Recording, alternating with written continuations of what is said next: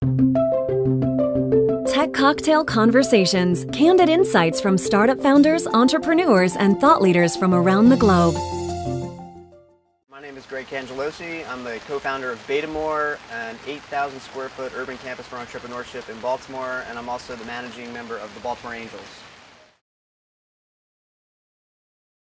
Over the last 5 years, it's really been one of the biggest shifts that really has been on the data analytics and integration side with email. I mean, email is an essential part of the entire marketing ecosystem now. It's still one of the most important drivers of ROI, and it complements. A lot of people thought social or mobile was going to take email out. Like, sure, you see trends of younger generations using those mediums and more, but when it comes to tried and true business, in terms of generating a response, email still drives. But what we're seeing now is email is integrated into social campaigns, it's integrated into mobile campaigns, so it's still sort of, I like to call it the workhorse of online marketing.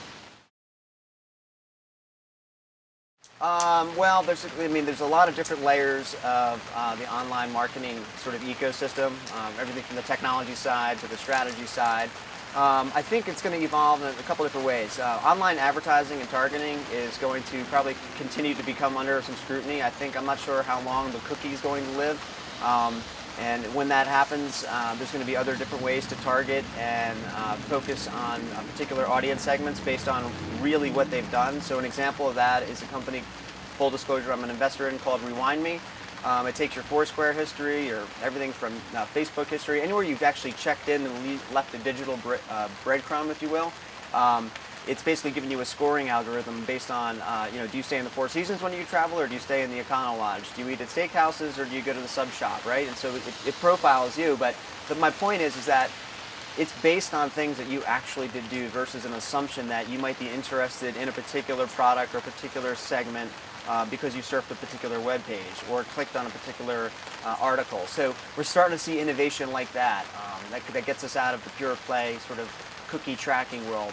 And the other thing you're going to see a lot more innovation around mobile. You're going to see a lot more innovation with social.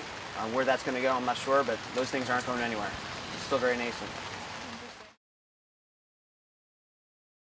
Yeah, so obviously content, right, has got to be king. That's such an old saying, but it's really never more relevant than it is today, especially with now. So basically, the whole barrier to entry with media and being able to get a message out globally from a syndication standpoint has gone down to basically zero. Anybody with a microphone and an internet connection can record something both in video format or an audio format and syndicate it around.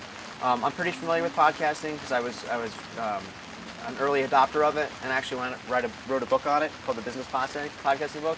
And it's just one of these things where it's now just considered media, right? It's not.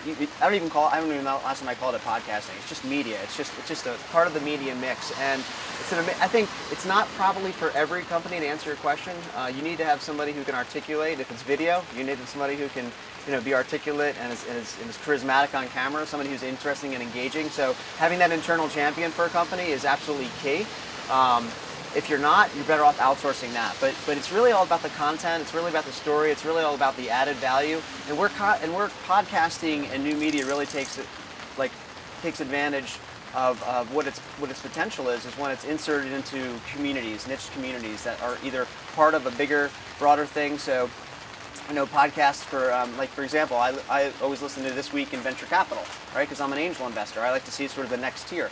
There's a whole bunch of us who just rally around that podcast because Mark brings amazing insight. It's like reading a daily newsletter. It's like reading the daily paper. You get your weekly dose of particular content. But to your point earlier, it has to be for the right company. You need to have the right pieces. But for what it costs now to push out a video or an audio message globally, I think everyone should think about it in their media mix.